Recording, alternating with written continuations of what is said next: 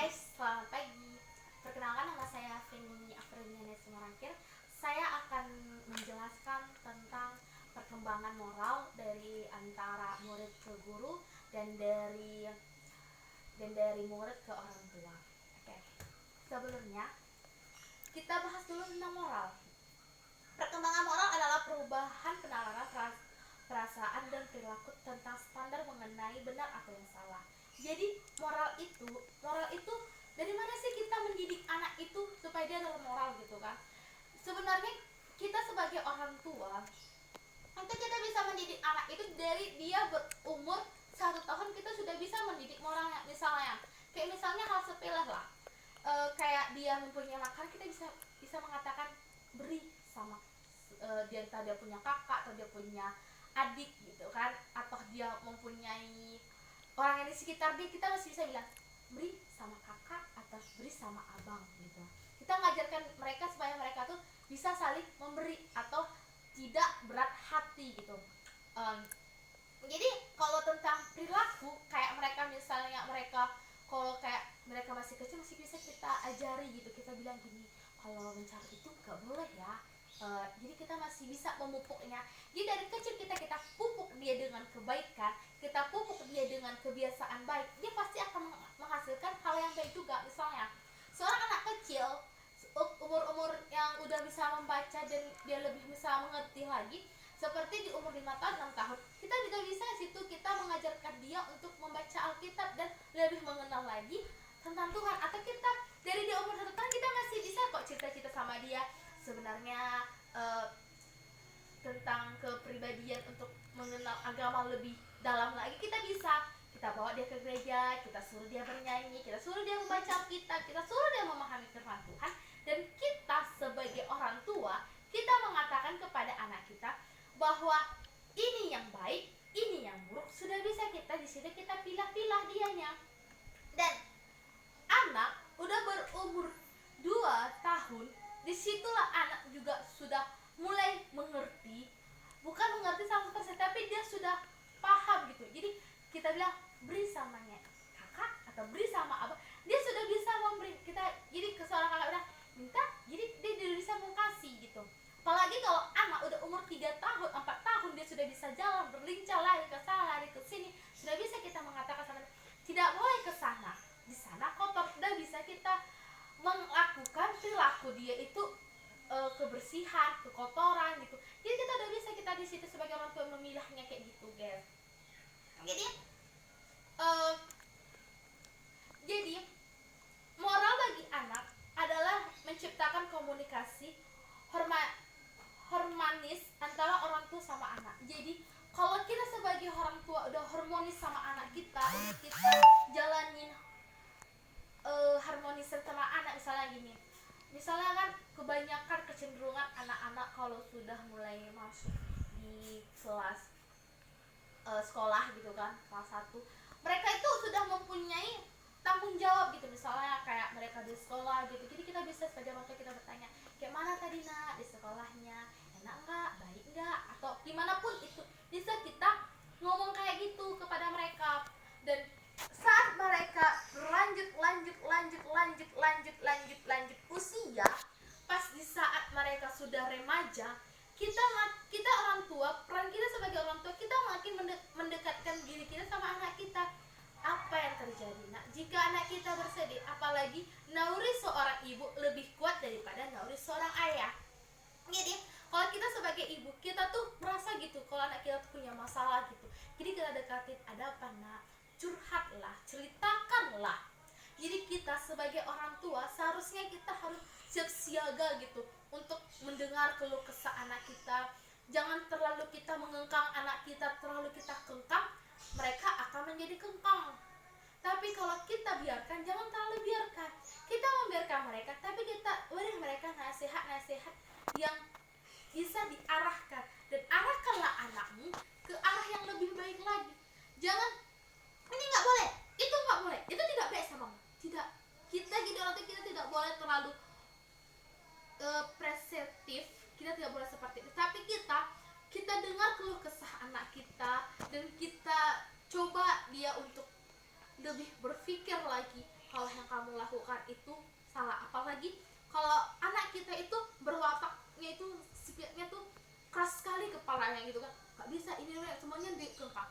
Sebenarnya anak itu mengengkang kita, sebenarnya anak itu jadi pelawan sama kita karena ada dari fisiolog anak itu yang tidak kita terpenuhi. Apa misalnya mereka ingin main dan kita mengatakan tidak boleh main. Kita bisa ngasih dia waktu main tapi kita pilihkan waktunya, yo segini pulangnya ya, ke situ saja, jangan lewat dari situ. Kita ajarkan, apalagi kalau anak sudah mau masuk usia 17 tahun, di situ mereka akan memasuki usia pacaran. Jadi mereka boleh pacaran. Sebenarnya kalau mereka pacaran untuk hal yang positif, untuk lebih membangun lagi mereka, untuk belajar lagi, kita sebagai orang tua tidak salah mengizinkan anak kita untuk menjalani pacaran. Karena apa? Karena kita pilih juga, harus kita lihat juga gimana kondisi prianya, gimana kondisi wanitanya. Bisakah dia membangun anak saya? Kalau anak kita makin ke arah yang negatif, kita bilang, nak, sudah cukup kan itu, cari yang baru, yang benar-benar bisa membimbing engkau ke jalan yang lebih benar lagi. Jadi kita tuh sebagai orang tua nggak usah terlalu mengengkang 100%. Kalau misalnya anak mau keluar malam, juga keluar jam 7, kita bilang jam 9 udah pulang ya. Jadi kalau jam 9 udah lewat, kita bisa tegas, kamu bisa tidur di luar. Karena kita itu nggak mengengkang dia, tapi kita ngasih dia kebebasan. Tapi kalau dia udah melonjak, kita bisa kok kita tegas sama dia. Kamu sudah ibu kasih ketegasan, kamu sudah ibu kasih batas, tolong kamu hargai batas-batas yang udah ditentukan dan aturan-aturan yang udah ada di rumah kita, kayak gitu. Jadi kalau anak kita mau ke sana nggak boleh, mau ke sana nggak boleh, semuanya nggak boleh, dia semuanya nggak boleh semuanya. Jadi sekali anak kita terjun ke dunia pergaulan, mereka akan salah jalan. Biarkan mereka mencari identitas mereka masing-masing, biarkan mereka mencari jati diri mereka masing-masing. Mau kemana mereka, mau kayak mana mereka. Kita sebagai orang tua, kita harusnya mengarahkan anak-anak kita. Jangan hanya keinginan kita sebagai orang tua harus dituruti sama anak, dan keinginan anak tidak bisa dituruti sama kita. Oke, kita bilang sebagai orang tua, semua fasilitas saya kasih, semua kasih sayang saya kasih, tapi batin anak tidak pernah kita dengar. Itu salah kita jadi orang tua. Jadi sebelum itu, anak menilai sesuatu perbuatan itu baik bila ia dapat menyenangkan orang lain. Jadi anak itu dia tuh merasakan senang gitu kan. Tapi kalau dia itu udah merasa dia tuh bisa menyenangkan orang lain. Jadi kalau kayak anak, individu anak, seorang anak, fisiolog anak, itu pertama itu yang dijalinkan itu adalah dari orang tuanya. Orang tua yang membimbing anak. Dari orang tua, anak itu keluar ke masyarakat sekitar. Kita jadi orang tua tidak perlu harus mengengkang anak, kita tidak perlu terus mengurung anak. Jadi ketika keluar, dia kayak harimau, langsung mau makan, tidak perlu. Kita kasih dia kebebasan, kita kasih per waktu dia untuk bebas. Sama seperti burung. Kalau burung kita sangkarin terus, sekali kita keluarkan, nyak pulang, tidak. Seperti itulah anak. Bisa juga kita kasih nasihat demi nasihat sama dia, pelan-pelan sama dia. Saat dia butuh kita ada. Terkadang anak ini tidak mau langsung ngomong, "Ma, aku ada masalah." Tidak. Tapi batinnya kepengen ngomong, kepengen ngeluarin, tapi tidak bisa. Karena apa? Karena tertahan dengan keegoisan orang tua yang menekankan anak harus kayak gini, harus ini, sesuai dengan kata-kata.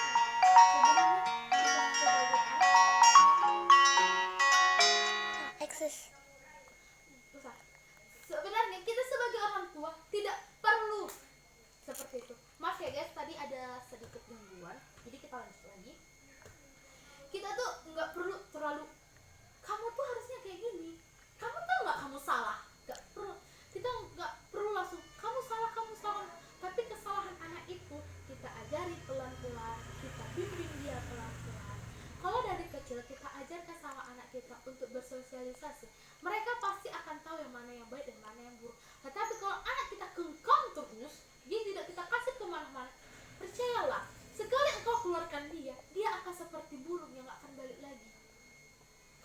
bisa lagi apain dia.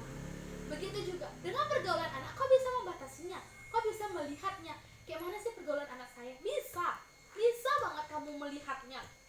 Kamu lihat, kamu ngomong baik-baik sama dia, kamu tarik anak kamu pelan-pelan, kamu ajak anak kamu ke gereja, kamu ajak anak kamu itu untuk lebih mengenal imannya lagi kepada siapa dia, apa agamanya, dan gimana dia seharusnya. Jadi kita orang tua ini harus siap siaga. Kita harus juga mendengarkan batin seorang anak, gimana anak itu mau ngomong. Baru memahami bahwa peraturan yang ada di masyarakat berupa kontrak atau perjanjian antara dirinya sama masyarakat. Misalnya anak kita ini dia udah bersosialisasi gitu, jadi dia sudah bisa menepati janjinya, sedangkan kita sebagai orang tuanya, mah aku sama kawan mau pergi makan gitu kan misalnya. Jadi kita jadi seorang ibu, gak boleh, kamu di rumah aja. Kita sebenarnya gitu loh kan, tidak boleh terlalu mengengkang anak itu dengan sekian rupa, tapi kasihlah mereka kebebasan, kasihlah mereka itu hiburan gitu. Jangan terlalu pening pun otaknya, terlalu apapun dia akan tidak tahu arah kemana haluan dia akan bergerak. Tapi kalau engkau membiarkannya, tapi engkau pelan-pelan memberi dia nasihat, dia pasti akan di haluannya. Jadi untuk menciptakan moral yang lebih baik adalah menciptakan komunikasi dan harmonis kepada orang tua, kayak seperti yang tadi saya bilang. Jadi itu peran kita sebagai orang tua, kita tuh harus benar-benar mendekatkan diri kita lagi sebagai anak, karena 100% itu anak bukan salah, kita 100% bukan kita yang benar, tapi mengimbangi. Kalau kita salah, silahkan anak itu berkomentar kepada kita di mana kita yang salah. Terlalu kita bos dia, terlalu kita repetin dia, terlalu kita kepengen kehendak kita, semakin anak itu menjauh sama kita, menolak perkataan kita, menolak semuanya. Jadi keluarga memiliki peran penting dalam meningkatkan kualitas sumber daya manusia, pendidikan moral, dan keluarga perlu ditanamkan pada sejak usia dini pada setiap individu. Walaupun bagaimanapun, selain tingkat pendidikan moral, individu juga mempunyai tolak ukur berhasil tidaknya suatu pembangunan. Jadi kita sebagai orang tua, anak juga mempunyai beberapa etika yang harus kita tanam kepada mereka, yaitu patuh kepada orang tua dan menjauhi dirinya dari perbuatan maksiat terhadap orang tua. Jadi misalnya gini, kita bilang sama anak kita saat mereka lagi kepengen ngomong, kita ngomong sama mereka, tapi saat itu kita enggak boleh kamu kesana, enggak boleh kamu kesini, kamu di rumah aja. Jadi anak kita tuh membangkang. Sebenarnya anak tuh tidak boleh melawan sama orang tuanya, karena surga di telapak kaki orang tuanya, telapak kaki ibunya. Tapi karena apa anak itu mengangkang, anak itu membangkang? Karena kita mengangkang dia, karena kita nggak ngasih dia kesejukan. Jadi kita jadi orang tua pun juga nggak usah terlalu mengangkang anak kita, kasih aja mereka kebebasan, kasih aja mereka fitur-fitur untuk memiliki pengalaman baru gitu, untuk di kehidupan dia gitu. Setiap pengalaman, setiap permasalahan, setiap langkah kakinya kita ikut serta dengan dia. Kita bertanya kepada dia apa yang terjadi, kenapa. Tidak kasar kepada orang tua, sama seperti yang tadi, tunduk terhadap orang tua, memberi perhatian penuh kepada orang tua. Kita menuntut anak memberi perhatian penuh kepada kita, sedangkan kita tidak bisa mengasih perhatian penuh kepada dia. Maksudnya perhatian penuhnya, saya ngasih kok perhatian penuh kepada anak saya, sebetulnya saya larang anak saya ke sana ke sini, itu bukan perhatian. Kalian yang memikirkan fisik dia, tapi kalian tidak memikirkan rohani dia, hati dia mau berkata bagaimana. Kalian tidak membiarkan moral dia, kalian nggak membiarkan etika dia, kalian nggak membiarkan otak dia itu berkembang, sehingga saat engkau bebaskan, dia akan menghilang dan nggak tahu haluannya kemana. Bisa anak itu kita beri kebebasan bisa, tapi kita nasihatin dia pelan-pelan, karena kontak batin seorang anak sama seorang orang tua itu sangat dekat.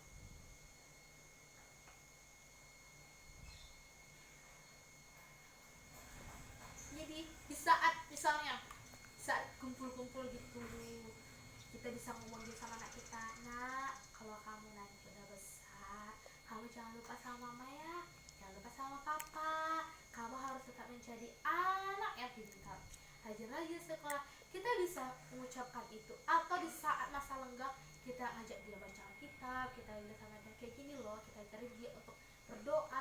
Sebenarnya sebesar apapun anak, bisalahnya tetap didik anak. Udah menikah pun dia, udah punya anak pun dia sekaligus, dia tetap jadi kita seperti anak kecil.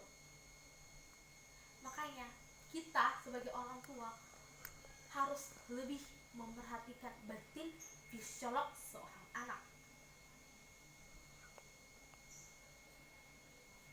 Jadi mendidik anak agar berbakti dengan orang tua dengan cara memberi teladan yang baik, berusaha sependapat mungkin untuk mempererat hubungan anak sama orang tua. Jadi kita harus benar-benar anak itu kita didik untuk berbakti kepada kita, dan kita sebagai orang tua memberi contoh teladan bagi dia. Misalnya kita bilang gini, kamu jangan mencarut, sedangkan kita seorang orang tua semua kita bilangnya sebut kata-kata binatang itu, tidak boleh seperti itu, kamu harus rajin ke gereja, sedangkan kita orang tua tidak pernah ke gereja. Itu beda. Dan saya juga mau mengatakan etika murid terhadap guru.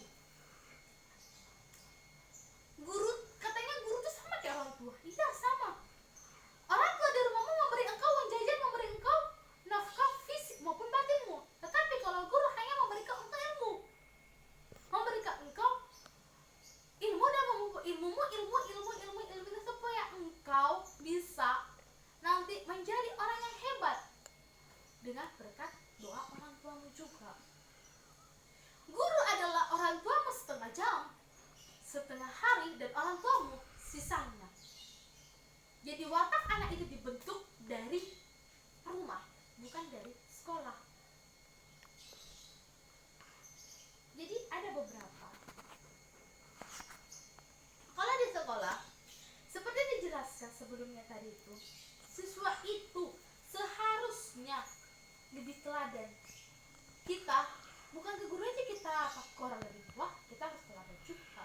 Kalau kayak di sekolah, kita ikuti aturannya, buat PR, kerjain PR. Jangan sampai guru itu bilang, kamu tuh ya, saya kasih PR, kamu nggak ada, kamu kirim PR kamu, nggak ada kamu kerjain PR kamu, harus dikerjakan. Setidak mungkin kita melakukan maksimal seperti yang dia bilang. Jadi kita berpakaian rapi dan bersih. Seorang murid atau siswa hendaknya mengenai pakaian yang rapi, juga bersih ketika berhadapan dengan guru. Sangatlah tidak pantas jika seorang menghadap kepada guru dengan pakaian yang tidak rapi dan kotor, dan menyebabkan pakaian itu sangat jelek dan tidak rapi. Maksudnya gini, kita sebagai siswa kan, sebagai siswa kita terus berpakaian itu rapi gitu. Ini enggak ada nanti bajunya dikeluarkan, datang gurunya, masukkan bajunya, ini dikeluarkan bajunya. Itu tidak boleh. Kita harus mengikuti sesuai aturan-aturan yang udah dikasih sama di sekolah itu. Apa aturannya? Berpakaianlah rapi, bersih. Kalau kita bersih, guru itu juga bisa menilai kita dari kerapian. Terutama kayak di kurikulum 2013, kurikulum 2013 itu sudah diterapkan untuk anak itu berpenampilan rapi, maju ke depan, mereka mencari